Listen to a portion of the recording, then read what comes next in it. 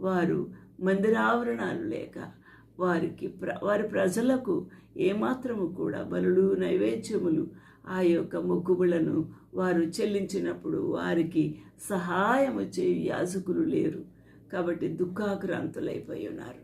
దాని కన్యకలు దుఃఖాక్రాంతులైరి, అది వ్యాకుల భరితురు రాలాయను. The ways of Zion do mourn, because none come to the Solomon feast. All her gates are desolate.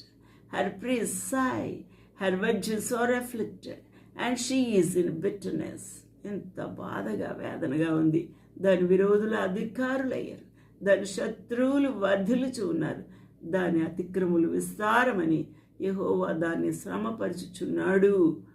విరోధులు దాని పసిపిల్లలను చెరపట్టుకొని పోయి ఉన్నారు. ఇది పరిస్థితి. కాబట్టి సియోను కుమారి సౌందర్యం అంతా తొలగిపోయింది.